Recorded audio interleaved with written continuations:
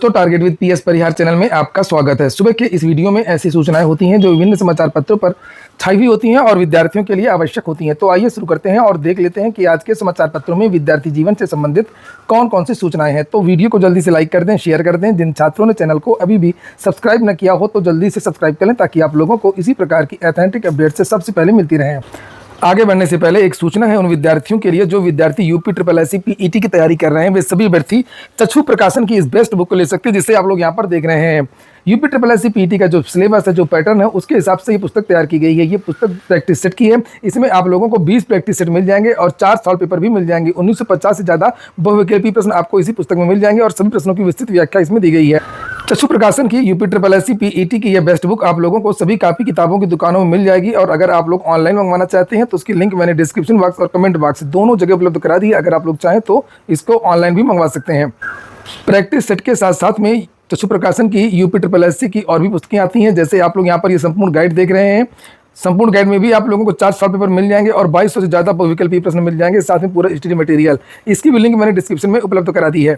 चलिए शुरू करते हैं। संविदा महिला परिचालकों को नहीं भाई नौकरी। अभी कुछ दिन पहले ही रोडवेज विभाग ने संविदा पर एक बहुत बड़ी भर्ती की थी और ख़ास तौर से महिलाओं के लिए वो भर्ती निकली थी, लेकिन महिलाओं ने उस नौकरी को करने के बाद में छोड़ दिया। संविदा में यही होता है, पैसे बहुत कम मिलते हैं, काम बहुत ज़्यादा होता है, अधिकारी शोषण अलग से करते हैं। और यहाँ पर लिखा है कि एक और जहाँ नौकरी के लिए मारामारी मची हुई है, वहीं दूसरी ओर यूपी रोडवेज के प्रयागराज रीजन में संविदा पर रखी गई महिला परिचालकों में से 40% से ज़्यादा ने नौकरी ही छोड़ दी है। अधिकांश ने नौकरी छोड़ने की वजह भी नहीं बताई है।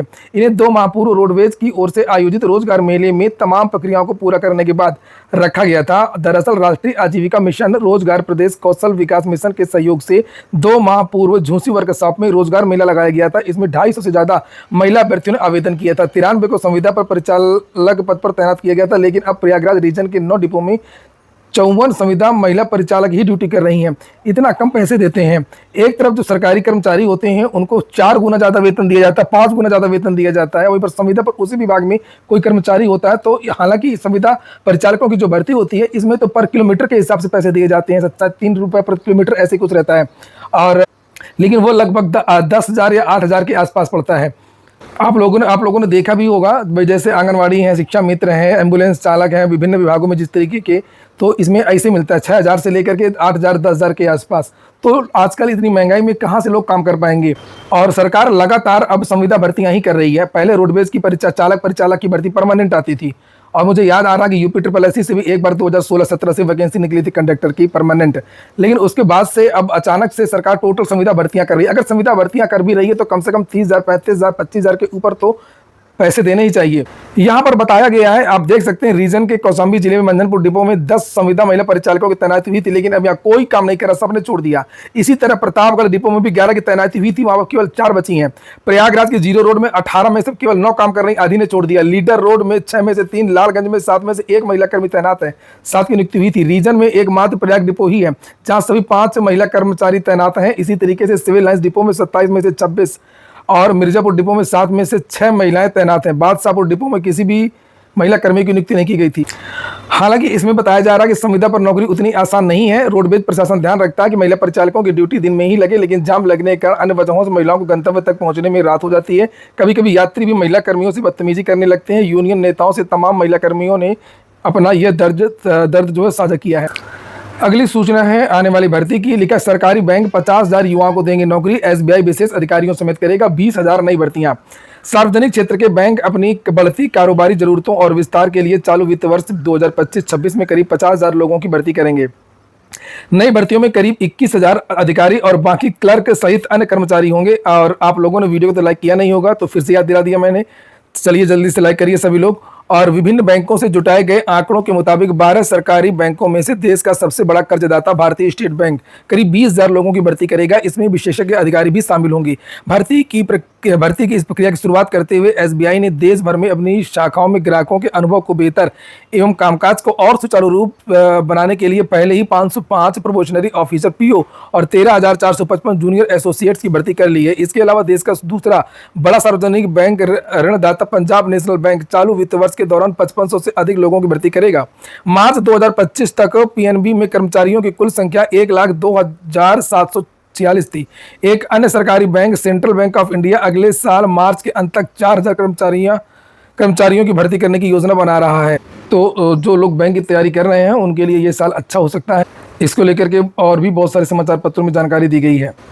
और बेसिक विद्यालयों में खेल हो रहा है, विद्यार्थी जूनियर भर्ती की मांग कर रहे हैं, क्योंकि नियमावली में ये है कि अगर योग्य शिक्षक नहीं मिलते हैं 6 to 8 के लिए तो सरकार सीधी भर्ती कर सकती है।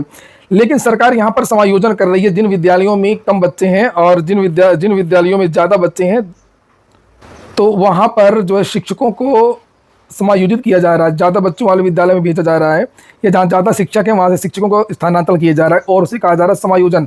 और समायोजन में एक बड़ा खेल निकल करके आ रहा है कि जो प्राइमरी के टीचर हैं, जो कंपोजिट विद्यालय हैं, वहाँ पर प्रमोशन कर दे रहे हैं समायोजन के नाम पर। हालांकि कोर्ट ने पदोन्नति पर रोक लगा दी है, मामला कोर्ट में चल रहा है और सरकार कह रही है नहीं, पदोन्नति नहीं है, ये समायोजन है। लेकिन शिक्षक संघ समझ गए हैं, मामला कोर्ट में भी है। मैंने बहुत सारे वीडियोस भी बनाए हैं कि मद्रास हाई कोर्ट का भी आदेश है, उसके बारे में ये मैंने कॉपी आपको एक दिन दिखाई भी थी। मद्रास हाई कोर्ट ने कहा कि अगर किसी भी शिक्षक का प्रमोशन होना है 1 to 5 से 6 to 8 के विद्यालय में तो उसको उच्चतर वाला टेट पास करना होगा। लेकिन जिन शिक्षकों को समायोजन के नाम पर पदोन्नति हो रही है वो टेट फेल है, उनके पास टेट की डिग्री नहीं है और ना धुंध जो है समायोजन चल रहा है। तो वहीं पर विद्यार्थियों का ये कहना है कि जब आपके पास टेट पास शिक्षक नहीं है तो आप 6 to 8 की सीधी भर्ती क्यों नहीं निकालते हैं।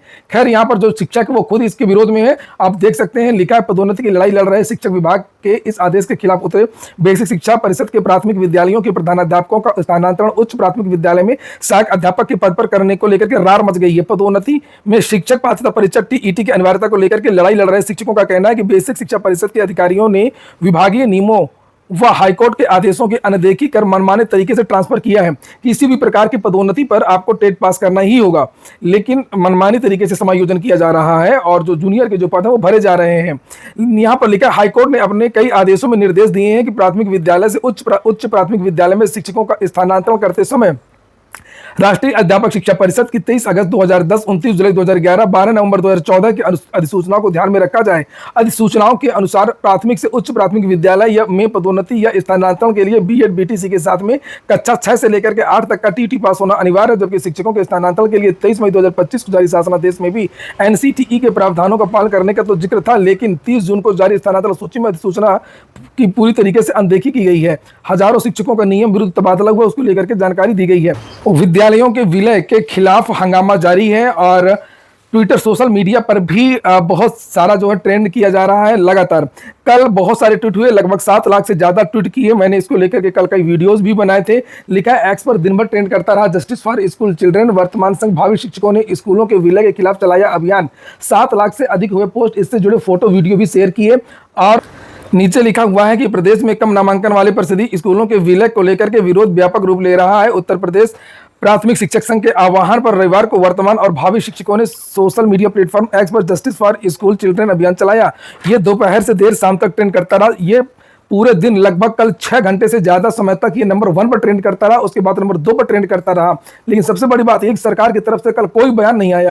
अगली जो सूचना है वो कुछ भर्तियों को लेकर के DSSB से जो भर्ती आई जिसको लेकर के मैंने जानकारी दी थी आप लोगों को। इसमें malaria inspector, pharmacist, Ayurvedic pharmacist और एक पद नहीं इसमें लिखा हुआ है और वो पद है जेल वार्डर का, और उसी के सबसे ज्यादा पद हैं इसमें, लगभग 1600 के आसपास पद हैं। टीजीटी पीजीटी के तो 150 के आसपास हैं, वो टीजीटी के नहीं पीजीटी के हैं, और भी बहुत सारे टेक्नीशियन वगैरह के स्वास्थ्य विभाग के पद हैं। तो आप लोग जाकर के विस्तृत वीडियो देख सकते हैं, नोटिफिकेशन देख सकते हैं, और यहाँ पर ये देख सकते हैं 2119 पद हैं। आवेदन की लास्ट डेट 7 अगस्त है। अलग अलग पद है तो अलग अलग योग्यता है।